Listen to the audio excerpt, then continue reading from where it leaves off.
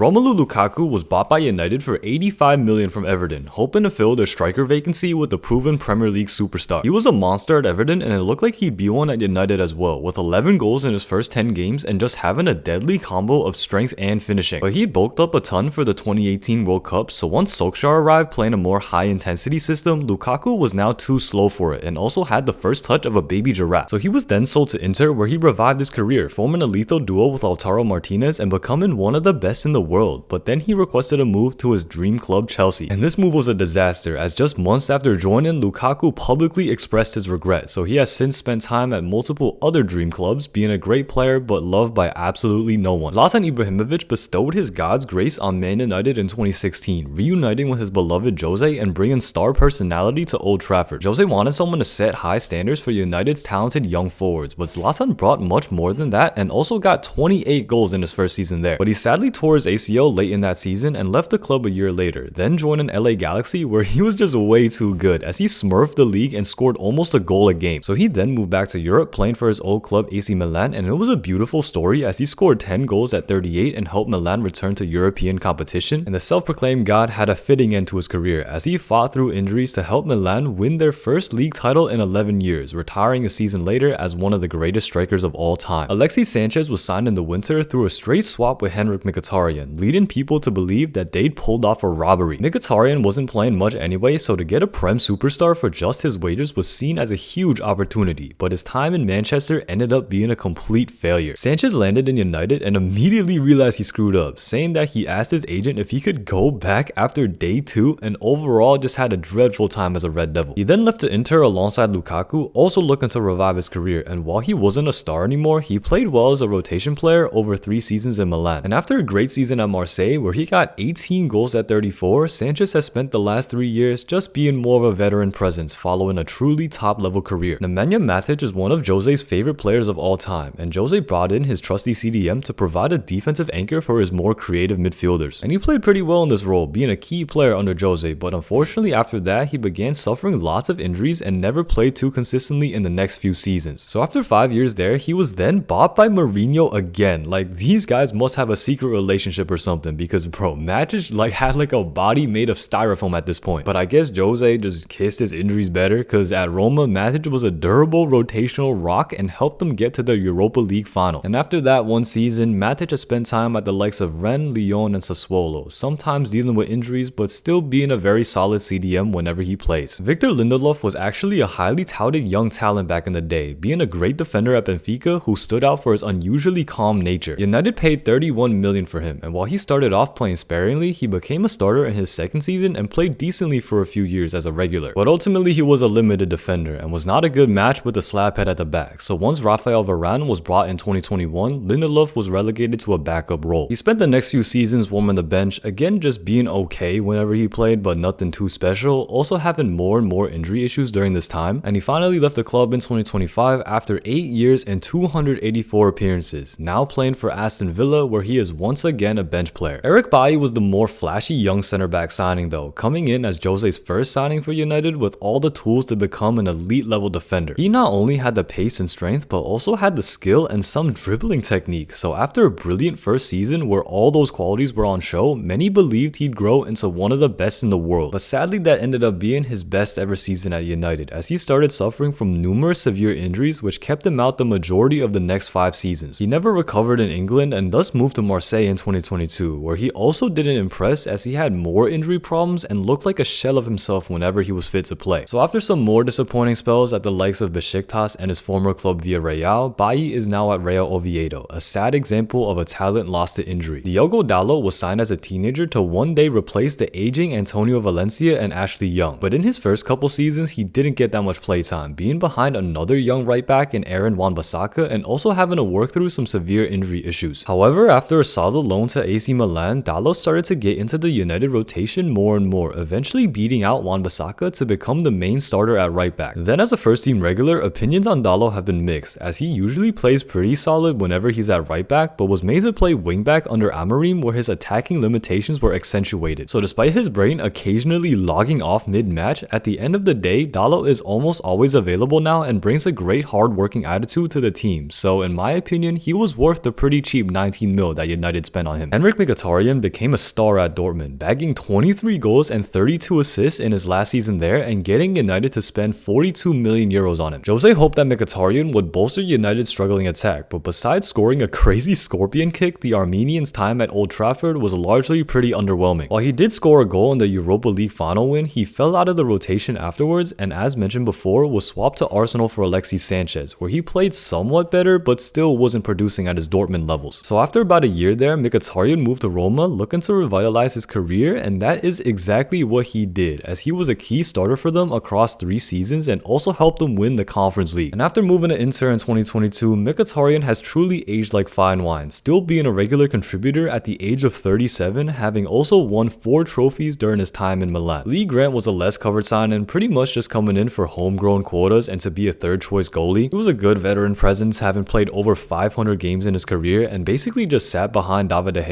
for a couple seasons in Manchester. He only played 2 games for them where, he never conceded a goal, so he's got the best clean sheet record in the history of the club. But anyway, he retired in 2022, not much to say here. Fred was highly regarded amongst many top teams in Europe, with Man City actually seeing him as their long-term Fernandinho replacement before Man United swooped in to get him for 59 million euro. But his first season went badly, as he only played 17 games and his box-to-box talents were nowhere to be seen, not adapting to the league at all and not unlocking Paul Pogba as many said he would. Then when Solskjaer arrived, Fred got some more games, being a part of the infamous McFred duo that, was a meme and provided zero creativity, but I don't know, at least it was sometimes stable maybe. And yeah, during this period playing as a CDM, Fred was pretty inconsistent, as some games he'd be Makalele and some games he'd be paraplegic, but this wasn't really his fault, as again he was more fit to be a box-to-box kind of player. So when he played alongside CDMs such as Casemiro later on, Fred got to show his good qualities more, and this alongside his positive Pastor Fred personality made him somewhat of a fan favorite in his later years at Old Trafford. Thus, when he left the Fenerbahce in 2023, not many talked about his big transfer fee, as he was a loved member of the squad, always gave it his all, and is now still playing well in Turkey. But the biggest midfield signing and one of the biggest signings in Premier League history is the generational talent Paul Pogba, who United broke the world record transfer fee for in Mourinho's first season at the club. Pogba was completely insane for Juve, man. He could do absolutely everything, from powerful long shots to all types of dribbling tricks, and also having height and strength while moving like he was a foot shorter. So United brought Pogba back, having let him leave on a free 4 years earlier, believing he would be a mainstay and future Ballon d'Or winner in their midfield. But this transfer instead kicked off one of the most polarizing careers in Premier League history. He won 3 trophies in his first season, playing very well in that year, but his attitude and just not taking the game seriously at times fractured his relationship with Jose, who eventually called him a virus in year 2. And this was really the story with Pogba, as when he was focused up and allowed to play freely, he was one of the best in the world, but that did not happen consistently enough because of either himself or the team not having the correct pieces around him. So in 2022, he left Man United and tried to get back to his old self by returning to Juventus, but he got injured early on there and then was banned for 18 months after testing positive for a banned substance. He then attempted a second revival at Monaco this season, where he was given the most Mickey Mouse comeback player award ever, because injuries have stopped that attempt now as well, and he's currently completely out of the Monaco squad. Thus, while he occasionally was the best player on the planet, was a key part of a World Cup winning team, and sauced me infinite FPL points that one time, based on the generational amount of talent he had, I do have to say that his career has fallen short of expectations. I'd appreciate if you liked and subscribed if you enjoyed the video, comment below what you want to see next, and thank you for all the support so far.